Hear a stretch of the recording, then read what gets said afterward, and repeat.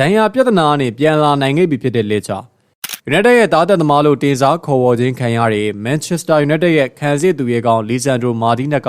ဒဏ်ရာဘေးကနေပြန်လည်လွတ်မြောက်လာပြီးတော့အသင်းကိုပေးဆက်ဖို့အတွက်အဆင်သင့်ဖြစ်နေပါပြီ။သူ့ရဲ့ပြင်းပြတဲ့စိတ်ဓာတ်နဲ့တတိရှိတဲ့ကစားဟန်ကိုလွမ်းဆွနေကြတဲ့ Man U ပရိသတ်တွေအတွက်ကတော့ဒီသတင်းဟာကွင်းလယ်မှာအလင်းရောင်တစ်ခုပြန်လည်ရရှိသလိုပါပဲ။မာတီနက်ကပြီးခဲ့တဲ့2025ခုနှစ်မတ်လဝန်းကျင်ကလေးကဒဏ်ရာကြောင့်မလို့အနားယူခဲ့ရတာဖြစ်ပြီးတော့၎င်းရရှိခဲ့တဲ့ဒဏ်ရာကတော့ခြေပေါ်ဝါဒဏ်ရာပဲဖြစ်ပါတယ်။ဒီဒဏ်ရာဟာအရင်ရာသီတွေကလေးကရရှိခဲ့တဲ့ပြဿနာဟောင်းတစ်ခုဖြစ်ပြီးတော့ပြန်လည်ထူထောင်ရေးလုပ်ငန်းစဉ်တွေကြာမြင့်ခဲ့ပါတယ်။သူ့ရဲ့ကွင်းလယ်ကနေနောက်တန်းအထိရဲဝုန်းဝဘောလုံးဖြတ်တောက်မှုတွေခန်းစစ်ကိုတည်ငြိမ်စေတဲ့ဥဆောင်မှုတွေပျောက်ဆုံးနေခဲ့တာကြောင့်မလို့မန်ယူသင်းကရလပိုင်းမှာအတက်အကျများခဲ့ရပြီးတော့ခန်းစစ်ပိုင်းပါမရေမရာမှုတွေနဲ့ရင်ဆိုင်ခဲ့ရပါတယ်။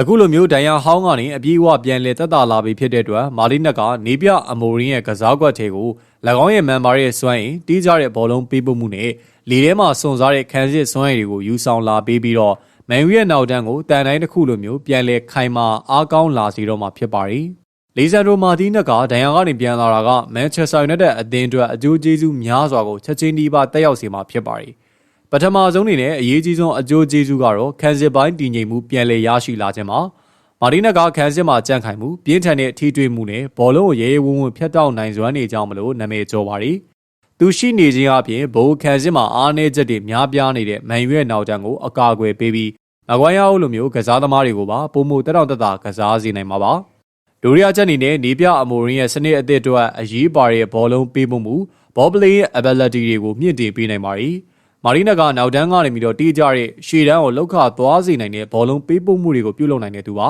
။ဒါဟာ United ရဲ့ကစားကွက်ကိုနောက်တန်းကနေပြီးတော့စတင်တီးဆောက်ပြီးတော့ပြိုင်ဘက်ရဲ့ PR တွေကိုကျော်လွှားရမှာအဓိကအထောက်အကူပြုမှာဖြစ်ပြီးတော့ကွင်းလယ်လူတွေစီဘောလုံးရောက်ဖို့အတွက်ပုံမလွယ်ကူစေပါတယ်။မာတီနက်ကနေပြအမိုရင်းရဲ့ကစားကွက်ဒသနာ tactical philosophy အတွက်အဓိကကျတဲ့ကစားသမားတူဖြစ်လာနိုင်ပါတယ်။အမိုရင်းရဲ့စနစ်ကနောက်တန်းကနေဘောလုံးကိုစတင်တီးဆောက်ပြီးတော့တီးကြစွာပြီးဖို့ကပြိုင်ဘက်ရဲ့ပထမဆုံးဖိအားပေးမှုကိုကျော်လွှားဖို့လိုအပ်ပါတယ်။တက်ကခန်းစစ်ကနေပြီးတော့တီးကြရှည်လျားတဲ့ဘောလုံးပေးမှုတွေ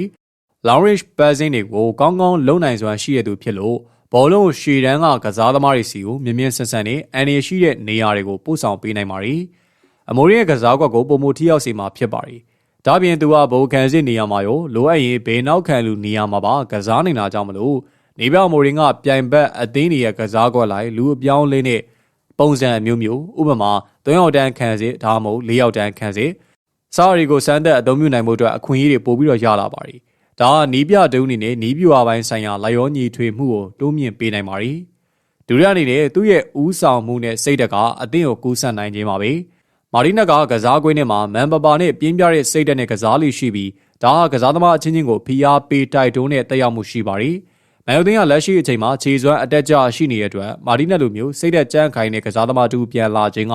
အသင်းရဲ့စိတ်ဓာတ်ခွန်အားကိုမြင့်တက်လာစေပြီးတော့လိုအပ်တဲ့အချိန်မှာပြန်လည်တိုက်ခိုက်နိုင်စွမ်းကိုပေးစွမ်းနိုင်မှာဖြစ်ပါတယ်။အကြိုအပြည့်ဆိုရမယ်ဆိုရင်တော့လီဆန်ဒရိုမာတီနက်ရဲ့ပြန်လာမှုက United အတွက်ခံစစ်ပိုင်းကစားကွက်တီးဆောက်မှုနဲ့စိတ်ဓာတ်ပိုင်းဆိုင်ရာအားလုံးကိုတပြိုင်နက်တည်းအကျိုးပြုစေမယ့်အဓိကအားသာချက်တစ်ခုဖြစ်လာမှာပါ။